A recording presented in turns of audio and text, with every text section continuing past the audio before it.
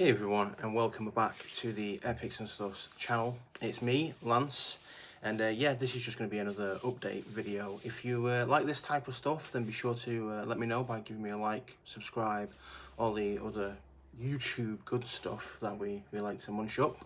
And yeah, and check out the website, right? You know, a purchase from there supports us massively, so yeah, give it a look. So, let's talk about last week. So I'm filming this on the 21st of August, so a Thursday, longest day of the week, 8 till, you know, we open from 9 till 8, well 7:30, but I'll be here from, you know, 7:30 in the morning till 8 at night, so a long one, and I am knackered.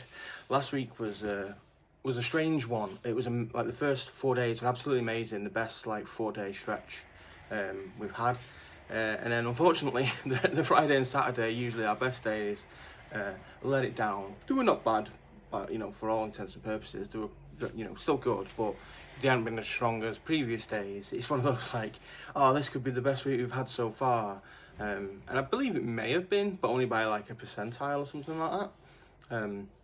But it's like all the stars needed to align type of thing to have another 2 good days. It is what it is. You know, this month there's a thing to be said. I think pre-orders play a massive part in the overall ecosystem, especially when you're this size and starting up. So if the pre-orders aren't what I would deem, I don't know, popular, I guess, because they are quality, like the goods that come from GW and the like, you know, it's good stuff. It's just whether or not it's popular to people.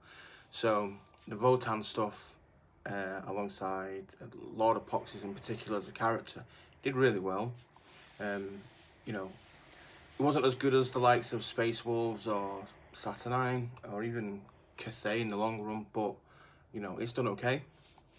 But you know, the other stuff, like the more recent pre-order, which was AOS stuff, so it was Nighthorn and what was it, Flesh Eater Court stuff, not so good, right? You know, we did have some pre-orders, which is good for AOS just in general, but nowhere near as good as the 40k stuff. To be expected, right? We've got some more Cathay stuff coming up, which could be interesting. I've ordered a chunk of that because I like Cathay, and I think a lot of the locals do too. So yeah, you know, all in all, month to date, we're tracking up still, which is good news.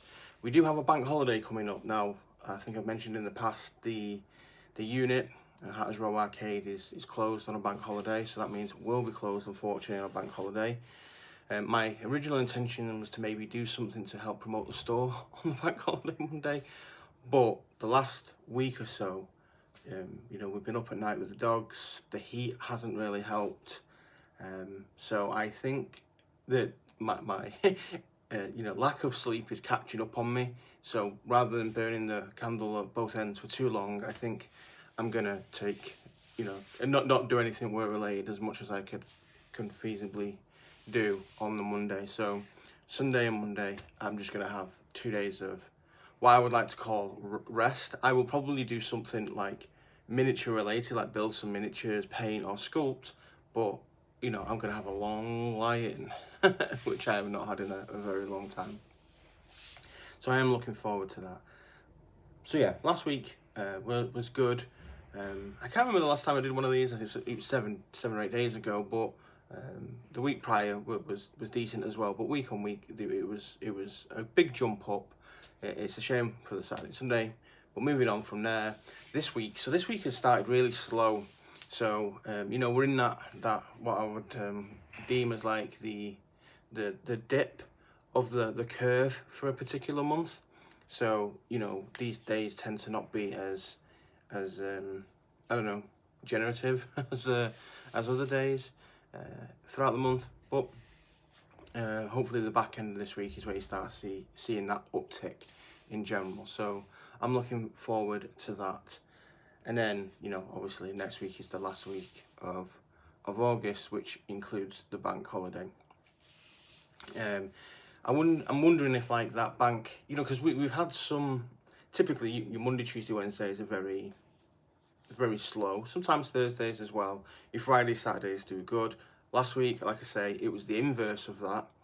we've had it's weird because, like I say, one really big transaction can just change the entire makeup of a day, let alone a week, let alone a day. You know, especially again given the size and, you know, the newness of the business. So, you know, our Mondays can be equally as strong sometimes as a Friday.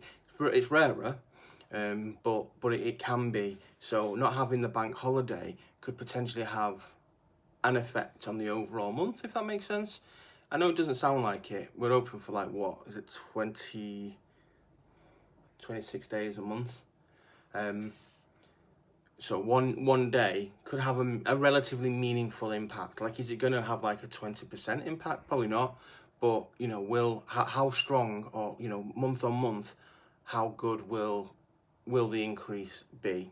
Because it is still, for now anyway, touch wood, it is still looking up. So other things that have been going on, preparing for Christmas. So as most people know, like, everybody every year complains like Halloween decorations are going up too early, Christmas decorations are going up too early. You probably find in retail, a lot of companies start like winding up for Christmas around about end of August, September. So we're doing the same.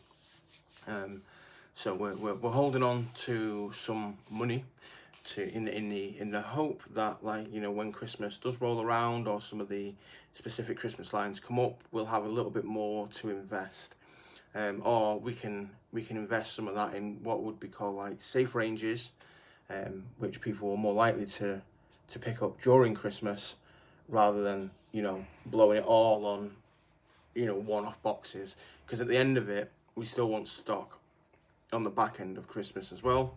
So there's a bit of both to do, and this is just in general. For the store as well, we've been eyeing up some additional ranges now, like, you know, what's next type of thing. You know, so I would love to invest in the Vallejo game color rack, which would be really nice. It's not, you know, they're not cheap, right? So that could be a couple of months away, if not a little bit more, but we'll see.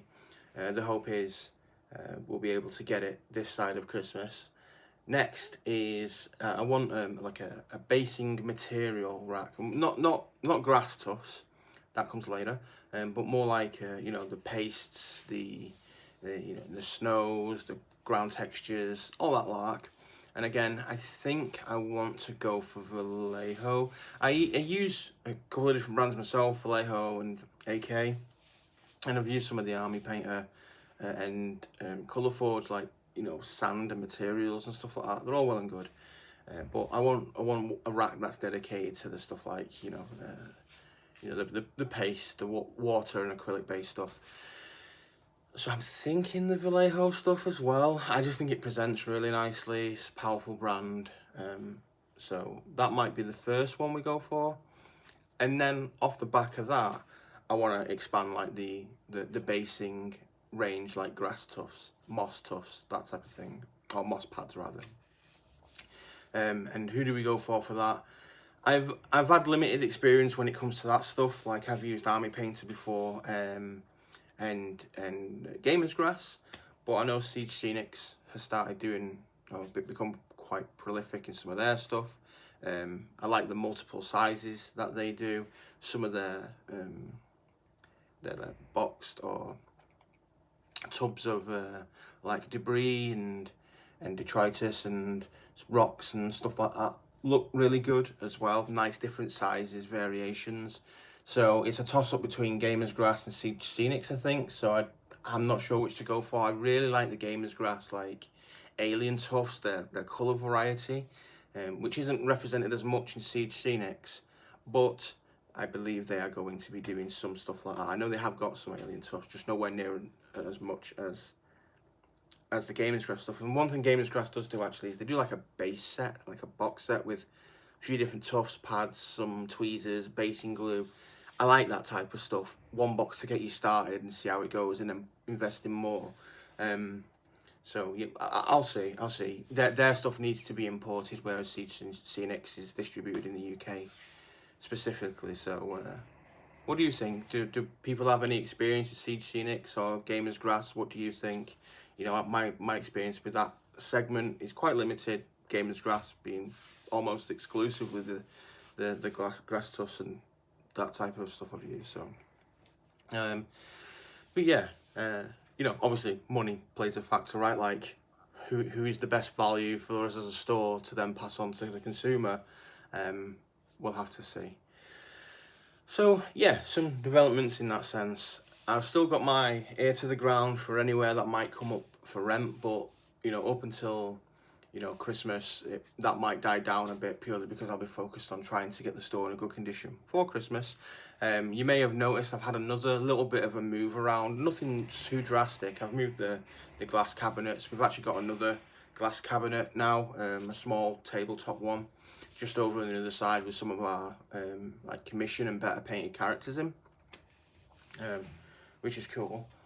And then, sorry if you hear some banging, the cleaners are out and about. So yeah, you know, I'm working through some items in this cabinet now, not taking them to like a commission, well, the tabletop standard or tabletop plus standard. So I'm working through some Necrons. I'm continuing with those Stormguard Eternals on top of some of the other stuff that we're doing for commissions and that jazz. But yeah, I had a little bit of a move around. The store feels a bit more flowy now.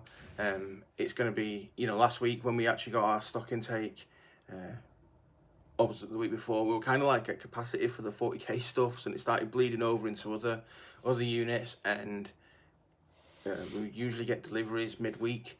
I think we're due one in the next day or so. That might end up, you know, it's going to overflow now. It's definitely going to overflow. So I don't know where to put everything. But you know, it's always fun trying to Tetris everything in, make it look readable and neat so that people can find it as well. And then, so yeah, that comes in, and then I think we've got some more Moonstone coming in, which is always a good shout. I love Moonstone. It looks, you know, the miniatures are very quirky and fantastic, so it's always a pleasure to get more of them in. And Colourforge, the popular primers, I'm getting some of them back in stock as well as like, you know, the things like brushes. Always keeping my paints topped up as well as I can, except for Vallejo. The reason the Vallejo range is starting to dwindle is probably because we're saving up for the rack, and it's pointless buying like, oh, I want 6 of this one, 6 of this one, you know, like a handful of 6 individual boxes of paints, when we're aiming to just buy the entire rack, which includes them all anyway, right? So yeah, that range might dwindle for the coming month or so, until we invest in their actual rack. So yeah, just keeping on top of stock. You know, it's very tempting to just plow it all into 40k, but sometimes you've got to pinch yourself and be like, let's set some aside for other ranges. I don't want to just become the Warhammer store. You know what I mean? Like, we get a lot of people coming in going, oh, are you a Warhammer store? It's like, we're not Warhammer. We sell other stuff, alternatives in most cases, but yeah, I've had a lot of people say like, oh, it's the the new Warhammer store. It's like, no, we're not Warhammer. I want to bring the neck. No, it's funny, but it is what it is. I think that's probably about it. I'll leave it there rather than ramble on too much. Pinch myself to keep it as succinct as possible. But yeah, I'll keep these updates to a weekly cadence or thereabouts. Either, you know, they might drop at the back end or the front end of 1 week, so they might be, you know, almost 2 weeks apart. I've got another video that I'm releasing the day I'm filming this, the results to the painting competition. This will come after, so as you already know, Matt won something. Congratulations, Matt. Well done, dude. You know, so yeah, I'll just keep cracking on. And if there's any type of content you do want to see, I have recorded some more, like, you know, I've recorded myself pinning and priming and spraying base coats for the Lord of Poxes. I've kept that one aside because I want to try and capture all that on video, well, as much as I can anyway. That's going to be a bit more of an edit down, right? Because obviously painting takes a very long time. I'm unsure where to go from that though. Like, do I want to keep the volumetric type stuff going, or do I want to do, you know, the more heavy EV metal type style, I'm not really sure yet, hence why I've not released additional parts. But yeah, I want to try and record as much of that as possible, but I might not. You know, it depends how busy I am. Again, I'm starting to ramble now, so pinch it, keep it short. Check out the website, it helps massively. Jump on the Patreon for some free STLs, and any support on any platform is much appreciated, absolutely. Take care then, have fun, speak soon.